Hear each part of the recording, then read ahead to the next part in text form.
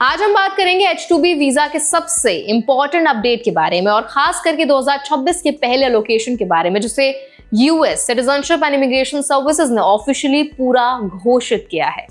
अगर आप या आपका कोई जान पहचान वाला यूएस में सीजनल या टेम्पररी जॉब के लिए H-2B वीजा की तैयारी कर रहा है तो ये जानकारी आपके लिए बहुत जरूरी है।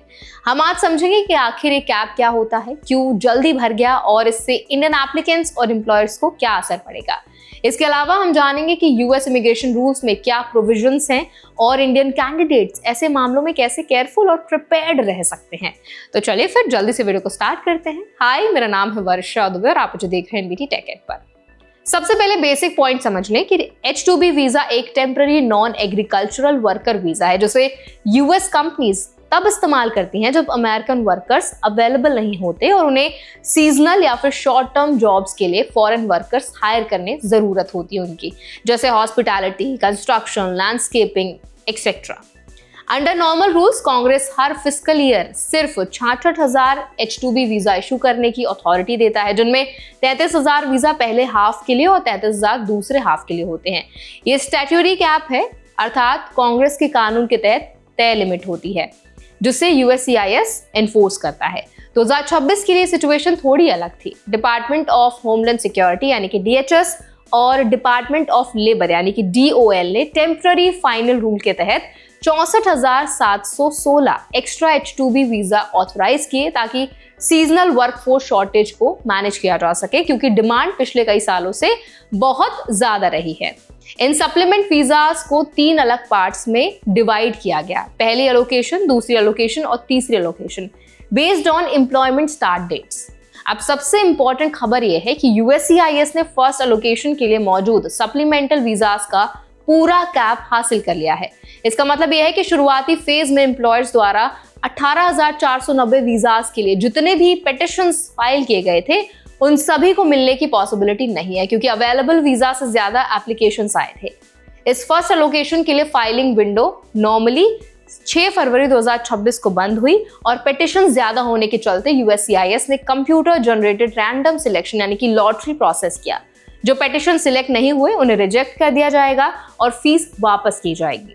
ये फर्स्ट एलोकेशन उन वर्कर्स के लिए थी जिन्हें पिछले 3 फिस्कल ईयर्स यानी कि 2023 से 25 में H-2B स्टेटस मिला था या उन्होंने ये वीजा पहले से होल्ड किया था। इन्हें रिटर्निंग वर्कर्स कहा जाता है। इसका मकसद ये था कि जो वर्कर्स पहले से यूएस में काम कर चुके हैं उन्हें प्रायोरिटी मिले, लेकिन इस एलोकेशन में ज्यादा डिमांड की वजह से सभी रिटर्निंग वर्कर्स पिटिशन सिलेक्ट नहीं हो पाए। तो अब अगला स्टेप क्या है उस पर बात कर लेते हैं। USCIS ने यह भी बताया कि रिमेनिंग वीजास दूसरी और तीसरी एलोकेशन में फाइल किए जा सकते हैं, पर उन फाइलिंग विंडोज के रूल्स अलग होंगे। दूसरी एलोकेशन में 27,736 वीजास प्लस किसी unused numbers from first allocation होंगे और फिर तीसरी एलोकेशन में बाकी वीजास होंगे जो इस बार किसी भी एलिजिबल वर्कर के लिए ओपन होंगे, ना कि सिर्फ रिटर्निंग वर्कर्स के लिए। एम्प्लॉयर्स जो 1 अप्रैल से सितंबर 30, 2026 के बीच स्टार्ट डेट्स चाहते हैं वो specified filing Windows petition file कर सकते हैं, पर टाइमिंग और डॉक्यूमेंटेशन बहुत इंपॉर्टेंट होगा। लीगल एंगल इसे समझने के लिए जानना बहुत जरूरी है कि USCIS या DHS के पास हर फिस्कल ईयर कैप कंट्रोल करने का नियम है और कभी कभी कांग्रेस सप्लीमेंटल वीजास ऑथराइज कर देता है जब रेगुलर कैप डिमांड को पूरा नहीं कर सकता।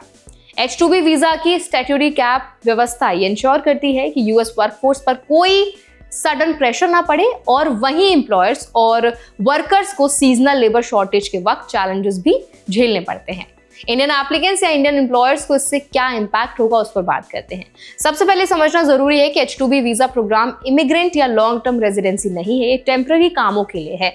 अगर आपने पहले H-2B स्टेटस रखा है या आपका एम्प्लॉयर आपने पहले से इस कैटेगरी में वर्क परमिट जनरेट किया है, तब भी रैंडमनेस या लॉटरी सिस्टम का असर हो सकता है। ये पूरे एप्लीकेशन टू वीजा जर्नी में नियमानुसार ट्रांसपेरेंटली लागू होता है।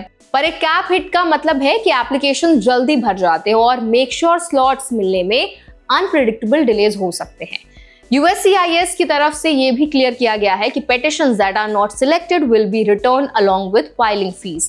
लेकिन इसके बाद एम्प्लॉयर्स एंड एप्लीकेंट्स को दूसरा स्टेप प्लान करना होगा या नेक्स्ट एलोकेशन के लिए प्रिपेयर रहना होगा। इसी वजह से अगर आप फ्यूचर में अप्लाई करना चाहते हैं या प्लान बना रहे हैं तो पहले से डॉक्यूमेंटेशन, एम्प्लॉयर कोऑर्डिनेशन और टाइमिंग को लीगल एडवाइजर्स या फिर इमिग्रेशन एक्सपर्ट्स के साथ अलाइन करना सेफेस्ट अप्रोच है। तो अब इस पूरे अपडेट पर आपका क्या टेक है, आप क्या राय रखते हैं, हमें कमेंट्स में जरूर शेयर करें। ऐसे और भी वीडियोस के लिए हमारे चैनल NBT Tech Ed को भी जरूर सब्सक्राइब करें।